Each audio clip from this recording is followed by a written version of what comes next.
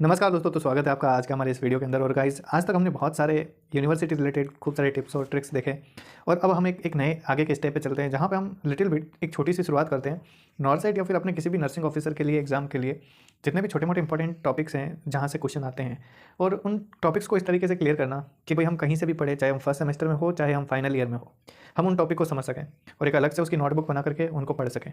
कुछ ऐसा ही सोच रखा है ताकि आप सभी का ये काम हो जाए। इसलिए बिना इस सेशन को ख़राब किए हम स्टार्ट करते हैं अपने छोटे छोटे टॉपिक्स जो अपने नॉर्थ सेट के लिए बहुत इंपॉर्टेंट रहने वाले हैं। आप एक दो वीडियोस देखिए कि पढ़ाने का तरीका है वो किस प्रकार से रहे और हम किस प्रकार से अपने खुद एमसीक्यू फॉर्म करें ताकि हम कहीं पे भी अटके नहीं। तो इन्हीं किसी छोटी छोटी चीज़ों के साथ शुरुआत करते हैं आज का ये वीडियो, जिसके अंदर हम बात करने वाले हैं कि नॉर्थ सेट के लिए या फिर आरआरबी, ईएसआईसी, जितने कितने भी नर्सिंग ऑफिसर्स के एग्जाम लगते हैं उनके अंदर हमें किसी टॉपिक्स की थ्योरीज कैसे क्लियर करनी है, स्पेशली उन टॉपिक की जहाँ से हर साल एक सवाल तो फिक्स होता ही है, हर एग्जाम में एक सवाल फिक्स होता ही है। इसलिए क्यों ना हम बहुत सारा नहीं पढ़े, हम वो पढ़े जो एग्जाम में आता है। तो पहले हम इन्हीं चीज़ों पर फोकस करते हैं। तो आप चाहे किसी भी सेमेस्टर से हो या फिर आप किसी भी ईयर के स्टूडेंट हो, आप ये वीडियो देखिएगा। मैं पूरा ट्राई करूँगा कि इसको बिल्कुल एक ईजीएस्ट वे में आपको सब कुछ समझा सकूँ। जो चीज़ें याद करवाने वाली होगी मैं कोशिश करूँगा वो आपको याद भी करवा सकूँ। इसलिए हम बिल्कुल फ्रेंकली पढ़ने वाले हैं। जितने भी आपके डाउट्स आते हैं आप बताइएगा ज़रूर, रिव्यू जरूर दीजिएगा कमेंट्स के अंदर। तो चलिए स्टार्ट करते हैं अपना ये वीडियो। ओके, और मैं वन बाय वन जो सारी चीज़ें हैं वो लिखता जाऊँगा, जिससे आपके ये सब क्लियर होता जाएगा। ओके चलिए, तो मैं अपना ये जो बोर्ड है वो निकाल लेता हूँ और इस बोर्ड को मैं कर देता हूँ एकदम फिक्स, ताकि मैं जो भी चीज़ें, जो भी मेरे क्वेश्चन हैं वो यहाँ पर लिख सकूँ। चलिए गाइस, तो मैं यहाँ से सब कुछ लिखना, यहीं से सब ऑपरेट करूँगा। अभी हमारे पास संसाधनों की कमी है, थोड़ी समय की कमी है, तो इस वजह से चीज़ें हैं वो इतने बढ़िया मैनर्स में नहीं होगी। बट जो मैं आपको बोलता हूँ वो आप अपनी नोटबुक में नोट कर लीजिएगा, जो भी आपको चीज़ सफिशिएंट लगती है कि हाँ ये चीज़ अच्छी लगी, ताकि आपको सारी चीज़ें समझने में दिक्कत नहीं आए। तो चलिए हम आज अपना जो पहला टॉपिक है वो चालू करते हैं। और हमारा पहला टॉपिक ये रहेगा कि इसका टॉपिक का नाम रहेगा साइको फार्मेकोलॉजी। और ये गाइस, साइको फार्मेकोलॉजी कहाँ आती है मैं आपको बताता हूँ। जब आप थर्ड ईयर के अंदर आते हो, तो जब आप साइकेट्रिक सब्जेक्ट पढ़ते हो तब ये काम आती है। अब आप सोचोगे ये टॉपिक शुरुआत क्यों कर रहे हो, तो ये आपको बड़ा इजी रहेगा। बस मैंने रैंडमली एक इंपॉर्टेंट टॉपिक अभी चूज़ कर लिया, आप पढ़िएगा, आपको जरूर मजा आएगा। ओके, स्टार्ट करते हैं गाइस। तो देखिए, जब हम साइकेट्रिक पढ़ते हैं तो हम देखते हैं कि बहुत सारी ऐसी डिजीज़ हैं जो पेशेंट के अंदर प्रेजेंट हो सकती है। उन्हीं के अंदर हम मेजरली एक ऐसी डिजीज़ देखें भाई जो सबसे ज़्यादा होती है, सबसे कॉमन होती है। क्या होता है कि देखिए, ऐसा होता है जो पूरी साइकेट्रिक के अंदर हम दो तरह की बीमारियां पढ़ते हैं। तो एक तो होती है जो माइनर होती है, उसमें ऐसा नहीं है कि भाई पेशेंट को एडमिट ही करना पड़ेगा या फिर हमें बाहर से देखेंगे पेशेंट नॉर्मल लगेगा, उन्हें बोलते हैं हम न्यूरोसिस। जैसे भाई किसी बंदे को बहुत ज़्यादा एंजाइटी हो गई हो या फिर पैनिक आ गया हो, पैनिक अटैक आ गया हो, है ना, ये छोटी छोटी चीज़ आप समझते हो, पैनिक अटैक आ गया है ना, तो ये सब है वो न्यूरोसिस के अंदर आता है।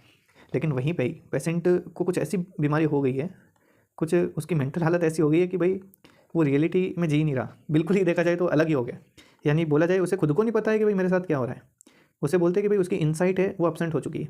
और ये जो छोटे मोटे सवाल हैं नॉर्थ सेट और सेट, इनके अंदर यही चीज़ आती है कि भाई आप हमें हमेशा बताते हो कि बीमारियाँ दो तरह की होती है, साइकोसिस और न्यूरोसिस। तो साइकोसिस में क्या होता है, न्यूरोसिस में क्या होता है। तो न्यूरोसिस में भाई पेशेंट है वो एज इट इज़ उसको खुद को पता होता है कि भाई मैं बीमार हूँ, मेरे को कुछ ना कुछ मेंटल डिसऑर्डर है। और जो दूसरा न्यूरोसिस होता है उस बंदे को खुद को पता होता है कि मेरे साथ क्या बीत रही है ना। यानी कि हम कंक्लूड करें, जो न्यूरोसिस का पेशेंट है उसके अंदर इनसाइट प्रेजेंट होती है। इनसाइट वर्ड का मतलब ये होता है कि उस बंदे को ये पता होता है मेरे साथ क्या हो रहा है। यानी कि जैसे मेरे अंदर बहुत ज़्यादा एंजाइटी है किसी चीज़ को लेकर, या मुझे किसी चीज़ को लेकर बहुत ही ज़्यादा डर लगता है, फोबिया। मान लीजिए भाई ज़्यादातर लड़के को छिपकली से डर लगता है, एक्सट्रीम फोबिया होता है। ऐसा फोबिया हो कि भाई छिपकली देखे क्या सोचते ही जान निकल जाए क्या, अरे यार ये क्या है, ठीक है, उसे फोबिया बोलते हैं, हम सामान्य भाषा में सब जानते हैं। तो ये तो क्या न्यूरोसिस वाली बीमारी है, इसमें इतनी बड़ी बात नहीं है कोई पेशेंट को एडमिट ही करना पड़े। लेकिन एक दूसरी बीमारी होती है जिनको हम बोलते हैं साइकोसिस। और साइकोसिस बहुत ज़्यादा सीवियर मेंटल इलनेस होती है। सीवियर कितना, सीवियर इतना कि हमें हॉस्पिटलाइज करना पड़ता है, ऐसे पेशेंट को हॉस्पिटल में एडमिट करना पड़ता है। साइकोसिस में आप ये चीज़ ध्यान रखोगे कि उन बंदों के अंदर इनसाइट है वो एब्सेंट होती है, यानी कि उन्हें नहीं पता होता है उनके साथ क्या हो रहा है।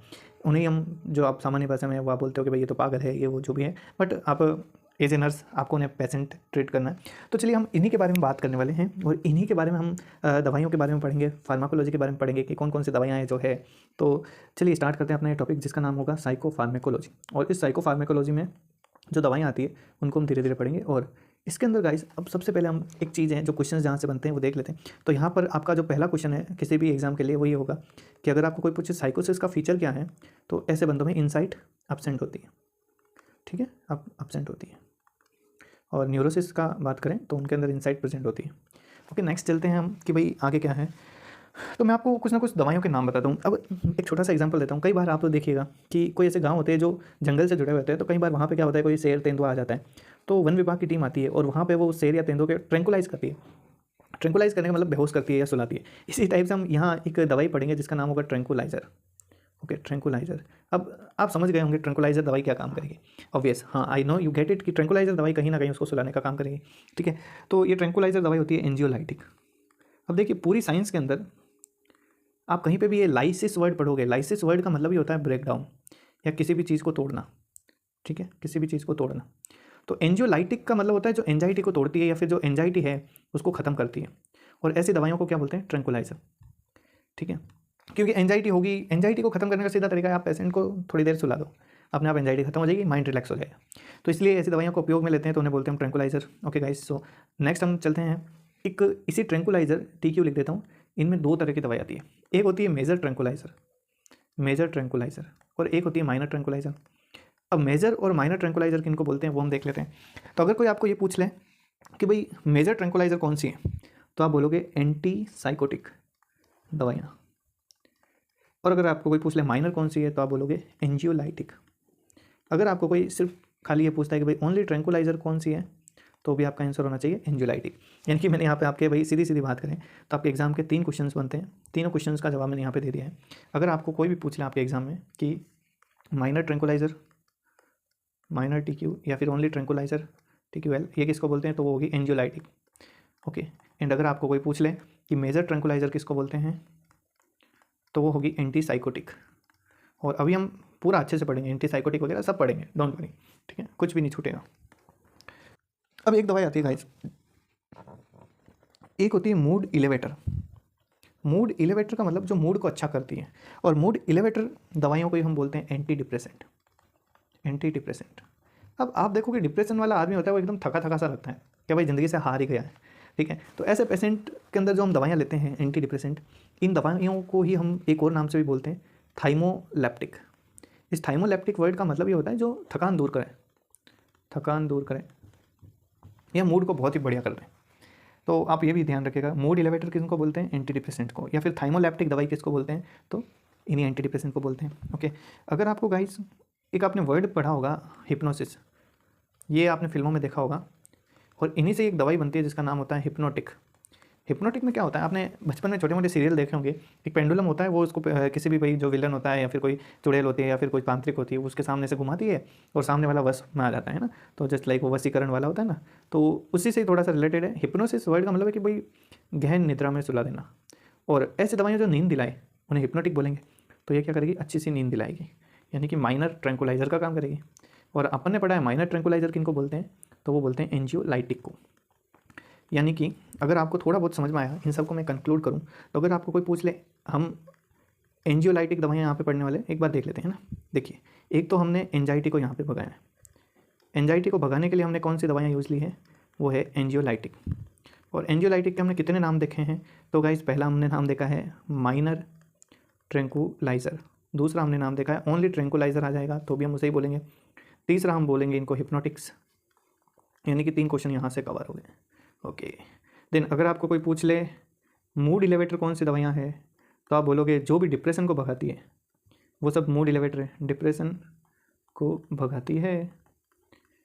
भगाती है तो वो मूड इलेवेटर है। और डिप्रेशन को भगाने का मतलब अंदर एनर्जी लाना, और एनर्जी लाने का मतलब वो थाइमोलेप्टिक का काम कर रही है, यानी कि थकान को दूर कर रही है। इस वर्ड का मतलब होता है थकान दूर करना। Okay, I hope you all understand that.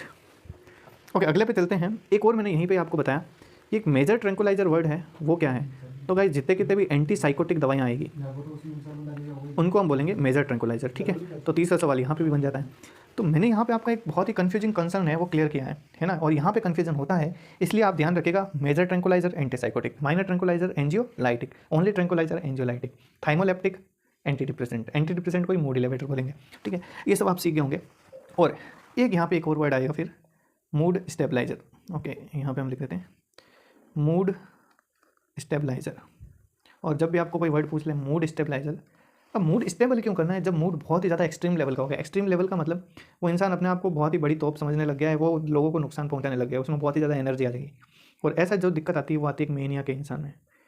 देखिए, मेनिया नाम की बीमारी होती है, इस मेनिया के अंदर ये एक साइकोटिक बीमारी है ना, इस पर्सन को नहीं पता होता है, या ये साइकोसिस है, उस पर्सन को नहीं पता होता है कि उसके साथ क्या हो रहा है, उसके अंदर वो खुद को खुदा मानता है, ठीक है, और उसके अंदर एनर्जी लेवल बहुत ज़्यादा बढ़ जाता है।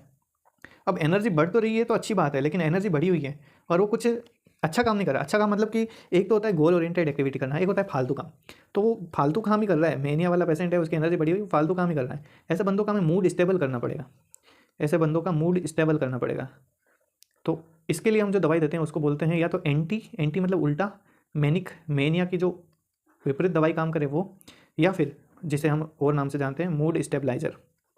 ओके, ये दो चीज़ें हैं, ये आपको समझनी है। इन सबको मैं अभी कंक्लूड करवा के आपके सामने लिख दूंगा, ठीक है। ओके, सो हम यहाँ पे जो चीज़ें अंडरस्टैंड करना चाहते हैं उन सबको मैं यहाँ पे लिख देता हूँ। तो एक बार 4-5 जो भी चीज़ें हैं, जो भी बीमारियाँ हैं, उनके मैं आपको नाम यहाँ पे मेंशन कर रहा हूँ ताकि आपको सारा कुछ याद रहे। ओके, ठीक, स्टार्ट करते हैं हम। इधर मैं बीमारी का नाम लिखूँगा, इधर मैं लिखूँगा कि उस बीमारी के अंदर कौन सा न्यूरोट्रांसमीटर है वो अल्टर्ड हो रहा है, ठीक है, कौन सा न्यूरोट्रांसमीटर है उसमें दिक्कत आ रही है, और उसके लिए हम कौन सी दवाई देंगे, मेडिसिन मतलब कौन डॉक्टर प्रेस्क्राइब करेगा, जो भी है। ये सारा मैं रेड पेन से लिख देता हूँ। ओके, पहली डिजीज पढ़ते हैं गाइज, जो सबसे ज़्यादा मोस्ट कॉमन होती है साइकोसिस में। अगर आपको कोई भी पूछ ले साइकोसिस में मोस्ट कॉमन बीमारी कौन सी है, तो गाइज इसका नाम है, बहुत ही फेमस नाम है। कभी भी क्या होता है कि डॉक्टर को जब नहीं पता लगता है कि भाई ये बीमारी क्या है, कुछ स्पेशल फीचर नहीं दिखते हैं और लग रहा है कि वो रियलिटी के साथ कॉन्टैक्ट में नहीं है, तब वो यही नाम लिख देता है। इसका नाम है सीजोफ्रेनिया। ओके, सीजोफ्रेनिया, लगभग 80% साइकोसिस इसी वजह से होता है, सीजोफ्रेनिया, ठीक है, याद रखिएगा सीजोफ्रेनिया। अब सीजोफ्रेनिया के अंदर कौन सा न्यूरोट्रांसमीटर में दिक्कत आ रही है, तो एक्चुअल में गाइस हुआ क्या है, यहाँ पे हम पढ़ रहे हैं भाई कि इसके अंदर आपके ब्रेन के अंदर एक डोपामाइन, एक्चुअली इन सब के एग्जैक्ट रीज़न नहीं है, बट एग्जामिनर क्वेश्चंस पूछ लेता है इनके ऊपर, इसलिए हमें पढ़ना है, ठीक है। तो डोपामाइन और सीरोटोनिन होता है, उनके लेवल के अंदर अल्ट्रेशन आ जाता है। अल्ट्रेशन क्या आता है कि ये दोनों बढ़ जाते हैं। अब ये जब दोनों बढ़ते हैं तब क्या होता है कि बंदे को हेलुसिनेशन दिखते हैं, हेलुसिनेशन फील होते हैं एंड डिल्यूजन फील होते हैं। ये सब मैं आपको बताऊंगा क्या होते हैं। हेलुसिनेशन क्या होता है, मैं आपको एक एग्जांपल देके समझाता हूँ। मान लीजिए कि मेरे सामने कुछ भी नहीं रखा हुआ है, सामने कुछ भी नहीं रखा हुआ है और मुझे लग रहा है फर्श पर कोई सांप है वो चल रहा है, तो वो है एक तरह का हेलुसिनेशन। मान लीजिए मुझे लग रहा है कि यहाँ रूम में मेरी चेयर पर कोई बैठा है बट वहाँ पर एक्चुअल में कोई भी नहीं है, तो वो है हेलुसिनेशन। मैं देख रहा हूँ इसलिए प्रॉब्लम आ रही, तो विजुअल हेलुसिनेशन। मान लीजिए मुझे किसी की आवाज़ें सुनाई दे रही है जो आप सबको या नॉर्मल लोगों को नहीं सुनाई दे रही, तो वो है कि मेरे अंदर कुछ ऑडिटरी हेलुसिनेशन हो रहा है। और एक तो यहाँ से आपको हेलुसिनेशन वर्ड क्लियर हो गया होगा। और डिल्यूजन का मतलब क्या होता है ये समझिएगा। डिल्यूजन का मतलब होता है, ये एक वर्ड याद रखिएगा, आपके बहुत ही जगह काम आएगा, ए फॉल्स फिक्स्ड बिलीव। आपने कोई चीज़ मान ली है, गलत है वो, लेकिन इतना आप बिलीव करते हो कि लोग आपको कितना ही एश्योरेंस दे दें, कितना ही आपको बोले यार भाई ऐसा नहीं, यार भाई ऐसा नहीं, लेकिन आप उसके ऊपर रहोगे। जैसे मान लीजिए एक डिल्यूजन आता है कि मान लीजिए मैं ऐसा सोचूं मैं ही देश का प्रधानमंत्री हूँ, मैंने इस दुनिया को रचा है, मेरे से बड़ा कोई नहीं है, और भले ही मेरे को 100 लोग आके गाली दे लेकिन किसी से मुझे कोई फ़र्क नहीं पड़ता। बस मैं तो यही मानता हूँ, मेरे अंदर एक फॉल्स फिक्स्ड बिलीफ बैठा हुआ है कि भाई मैं इस दुनिया का सबसे पॉपुलर इंसान हूँ, तो उसे बोलते हैं डिल्यूजन। और ये जो पर्टिकुलर मैं आपको जो डिल्यूजन बता रहा हूँ, ये डिल्यूजन कहलाता है डिल्यूजन ऑफ ग्रैंडियोसिटी, ठीक है, डिल्यूजन ऑफ ग्रैंडियोसिटी, जिसका सामान्य मतलब क्या होता है कि पर्सन को ऐसा लगता है कि वो बहुत पॉपुलर है ना, और इस दुनिया के अंदर सबसे इंपॉर्टेंट है। सो ये ध्यान रखिएगा। ओके, हम चल रहे हैं उन चीज़ों पर फोकस करते हैं। तो हमने देखा कि भाई जो सिजोफ्रेनिया होता है उसके अंदर डोपामिन और सीरोटोनिन का लेवल है वो बहुत ही ज़्यादा बढ़ जाता है। सामान्य देखिए, बहुत मैं आपको एक ही चीज़ बता रहा हूँ, जब आप कभी भी ये साइकेट्रिक पढ़ोगे तब कभी ये नहीं बोलोगे पर्टिकुलर इन्हीं वजह से ही ये कारण हो रहा है, ठीक है। इनके ये कोई एग्जैक्ट कोज नहीं है। देखिए, दिमाग की बीमारी का कोई एग्जैक्ट कोज किसी को ही नहीं पता, हम सिर्फ भी प्रेडिक्ट कर हाँ ऐसा हो सकता है, ऐसा देखा गया है, रिसर्च में ऐसा पता लगा है। तो आप बस ये ध्यान रखिएगा कि डोपामाइन और सीरोटोनिन का लेवल बहुत ही ज़्यादा बढ़ जाता है। तो सिजोफ्रेनिया में डोज है वो बढ़ जाती है। आप सिंपल मेरी एक ट्रिक याद रखिएगा कि डोज है वो बढ़ जाता है। तो इसको मैं यहाँ पे एक और कलर से लिख देता हूँ, डोपामाइन, DO, डोपामाइन और सीरोटोनिन। अच्छा, मैं आपको एक चीज़ बताता हूँ, एक्चुअल में ये जो सीरोटोनिन होता है ये आपके दिमाग के अंदर नींद लाने का काम करता है। अब जब नींद नहीं आएगी, हम बोलते हैं ना कि भाई एक अच्छी स्लीप होना बहुत ही ज़्यादा ज़रूरी है, तो ऐसे पर्सन ढंग से सोते नहीं हैं। कहीं ना कहीं आप उनकी हिस्ट्री में देखोगे कि भाई उसने सोना बंद कर दिया, वो रात को जग के चल रहा था, छत पे घूम रहा था, तो इसलिए ये सीरोटोनिन के लेवल में कहीं ना कहीं अल्ट्रेशन आई है। और डोपामिन है आपका एक बहुत इंपॉर्टेंट न्यूरोट्रांसमीटर है, ये आपकी थिंकिंग वगैरह इन सब में बहुत ही ज़्यादा काम आता है। सो हम यहाँ पे यही चीज़ लेके चलेंगे। तो ऐसी बीमारियाँ जैसे सिजोफ्रेनिया वगैरह है जिनके अंदर डोपामाइन और सीरोटोनिन बहुत ही ज़्यादा बढ़ गया है, तो उनको ठीक करने के लिए हम जो मेडिसिन देते हैं उसका नाम होता है एंटी साइकोटिक मेडिसिन। एक्चुअल में कोई भी साइकोसिस होगा तब हम एंटी साइकोटिक मेडिसिन का काम करेंगे, उसको काम मिलेंगे। ओके, तब हम एंटी साइकोटिक मेडिसिन काम मिलेंगे। तो यहाँ पे आपको जो याद रखनी है चीज़, सवाल क्या आएगा 4-5 सवाल है जो नॉर्सेट के लिए आपको मैं बता देता हूँ। मोस्ट कॉमन साइकोसिस कौन सा होता है, तो सिजोफ्रेनिया है। और सिजोफ्रेनिया में कौन से न्यूरोट्रांसमीटर में दिक्कत आती है, तो डोपामाइन और सेरोटोनिन। अब इसको ठीक करने के लिए, यानी कि इन दोनों के लेवल को कम करने के लिए आप कौन सी दवाई दोगे, तो एंटीसाइकोटिक। यानी कि अगर आपको कोई घुमा फिरा के पूछेगा तो वो ये पूछेगा एंटीसाइकोटिक वाली दवाइयाँ क्या करती हैं, तो गाइस वो डोपामाइन और सेरोटोनिन का लेवल है वो कम करती है। ओके, सो खत्म करते हैं इस चीज़ को। नेक्स्ट चलते हैं हम। नेक्स्ट गाइस क्या होता है, देखिए साइकोटिक बीमारी है जिसका नाम है डिप्रेशन। और डिप्रेशन के अंदर क्या हो रहा है, तो गाइस डिप्रेशन के अंदर सेरोटोनिन घट रहा है। सेरोटोनिन घटने की वजह से क्या हो रहा है, वो ढंग से सो नहीं पा रहे हैं। तो हम बात करें डिप्रेशन की। डिप्रेशन के अंदर पहला तो एक सेरोटोनिन, दूसरा गाइस एक न्यूरोट्रांसमीटर होता है नॉरएपिनेफ्रिन। ये नॉरएपिनेफ्रिन आपकी बॉडी की एक्टिविटीज़ को बढ़ाता घटाता ऐसे हैं, कॉन्स्ट्रिक्शंस करवाता है वेसल्स के अंदर। तो नॉरएपिनेफ्रिन का काम क्या है कि स्मूथ मसल्स में कॉन्ट्रैक्शंस करवाना, लाइक बॉडी की एक्टिविटीज़ बढ़ाना। तो आपको भी पता है कि डिप्रेशन के अंदर बॉडी की एक्टिविटीज़ बहुत ही कम हो जाती है। एक डिप्रेशन में ऐसा बोला जाता है कि पर्सन अपने आप को होपलेस, वर्थलेस, है ना, मानने लगता है। उसका मतलब ये होता है कि डिप्रेशन वाला बंदा अपने आप को सोचता है मैं ज़िंदगी में कुछ भी नहीं कर सकता, मेरा कोई भी काम नहीं है, ठीक है।